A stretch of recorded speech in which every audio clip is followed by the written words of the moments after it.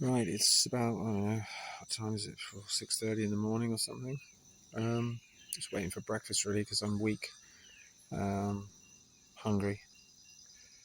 So I'm going to have to read Ceremony 33 that I wrote up last night and a little bit this morning. I've forgotten most of it now because I just was too fucked yesterday to even to do it. Anyway, I'll just read it, just for the record, really, just for the video diary. But Ceremony 33, a very difficult ceremony for everyone, as harsh as my first 9 at Kapatari in Temple of Light. The first cut was gentle by usual standards, and I felt my body trembling immediately and felt hot, like enveloped in a warm vibration. Happy to know that the trembles are removing the past trauma residue of my life still deeply ingrained in this body, my head swaying slightly side to side for a few seconds with the rhythm of the Icaro. I came out of the effects after an hour or so, coming down already. Sat up, smoked a mapacho, and felt I didn't want to go heavier with a second cup, but knew I had to, else I would be bored, and that's what we're here for. Lady asked if I wanted a second cup, so I said yes, but very small one. Quantity would have made little difference with what the shaman hero would call upon us. A very similar, harsh, relentless entity for cleaning, similar to the blue goddess at the temple, but darker and scarier looking, with fractal octopus form that set my heart immediately to 200 plus BPM with a stomach anxiety and fear that was unbearably intense. Just like my worst post-alcohol binges of years before, as the CPTSD symptoms went wild. Utterly horrible experience. This level of cleaning after 1.5 years since those early 10 ceremonies show what you accumulate in 10 months back in the West in the horribly negative area I grew up in Cornwall. This level of fear, anxiety, nausea with a dehydration headache lasted for the next 9 hours until sleep at 5 a.m.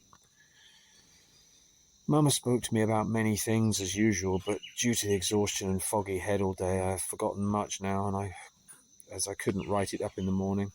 She said I could view the human brain as a complex future AI, but a machine, and as a machine, as in David Icke's spacesuit, that the spirit, the real you, drives while in the human form. Re my past suicidal ideation, she told me that whatever point I get to in my any particular pain, suffering that causes me to finally give up and commit suicide, she perfectly understands, and that she understands that as everyone has a final limit with age degradation and past problems, that it would not be reflected in any opinion as a failure or detrimentally affect my future after death experiences as judgment in any way. I've been through enough to earn merit, but that future decision is my choice. But if I stay on the path and have faith, it shouldn't come to that. She understands the limits of physical pain continuously grinding us down.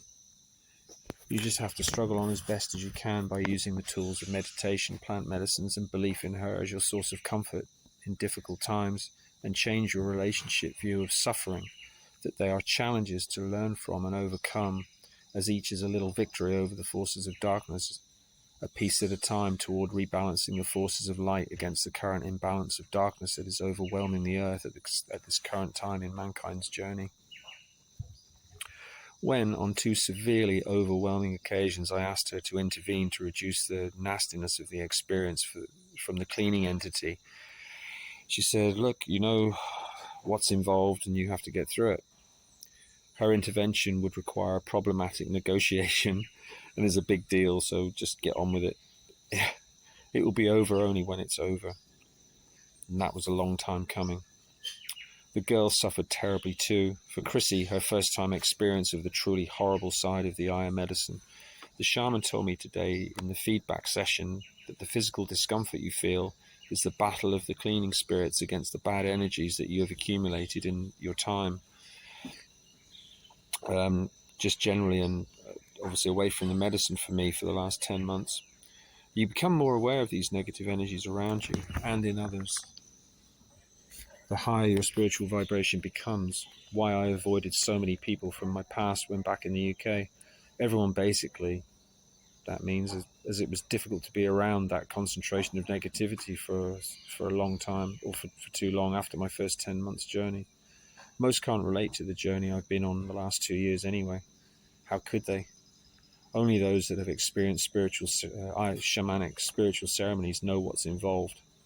Fortunately, the number worldwide has grown exponentially in the last decades, but still a very small proportion of world population to stem what I believe will be a cataclysmic finale eventually, where many will die after the release of the bioweapon of the Dark Brethren 3 years ago for their required agenda of depopulation and sterilization, as they would like, as summarized in Albert Pike's letter to Manzini. The Third World War will be against the people. There was little relief at the ceremony end, as I knew I had to vomit and suffer the shits back in my room before the awful gut feelings would stop, before sleep is possible. Antonio had to, the helper, had to walk me back, as I was still tripping so heavily with fractals and vibrating vision sensations when trying to stand, my balance so wobbly and body utterly drained and weak. In my room, I force-fingered the bile out of my empty stomach, then emptied my bowels to allow the guts back to a bad energy-free state. I ate half an apple and drank half a litre of water to rehydrate. When I woke, I could barely pee due to lack of fluid. Getting to sleep was difficult for that first hour. My brain overloaded and exhausted from the conversations with Mama, but now forgotten, unfortunately. For the first time, I'm really not looking forward to tomorrow's ceremony, as the shaman told me it will be harder. I can only hope for some parts that have a pleasant experience, as the first ceremony here had swimming as a spirit, with the colourful doctoritos, the little doctors. They're up and about early around these parts. At least the pain in my pulled leg muscle that has plagued me since Sunday has gone finally after 4 hours sleep. I've had 4 hours maximum sleep at any time since being here due to that pain trapping the sciatic nerve.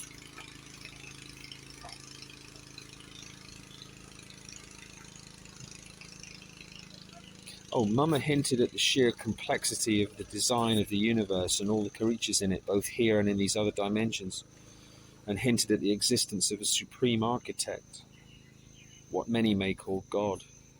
For me, Mama is a manifestation of supreme consciousness that doesn't have unlimited power, but similar to the opposite side of what many would call the devil, the master of the dark side of yin and yang. His hordes of dark energy entities are always trying to feed off the creatures of the light by inducing fear in them, so that they drop to their lower level of energy vibrations, so they can resonate with them and then infect them and impede human progress on their path to better versions of ourselves. I've never suffered apprehension before Aya ceremonies, but I'm really dreading Friday's ceremony. That's tonight's, actually, because it's Friday morning now. And now it's Friday morning, still writing this, I feel unsettled already on waking at 5 a.m. and still weak and hungry. I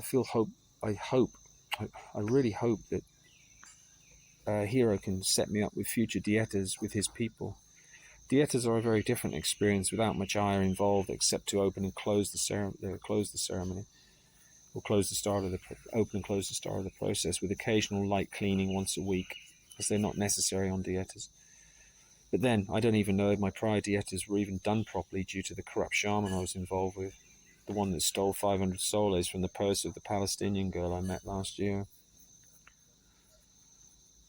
Gino said he felt terrible for me. Gino's the guide here, he's the facilitator, the manager of the retreat. Gino said he felt terrible for me for that experience by one of his fellow Peruvians. He has a degree in ecology and Amazonian biology and is a great tour guide with immense knowledge of the local ecosystem. So anyway, that's basically that summary out the way. I'll get it up when I get back to Iquitos, as I said before, because they're too big. Big ant on my book. Go away. Get off. So that's that.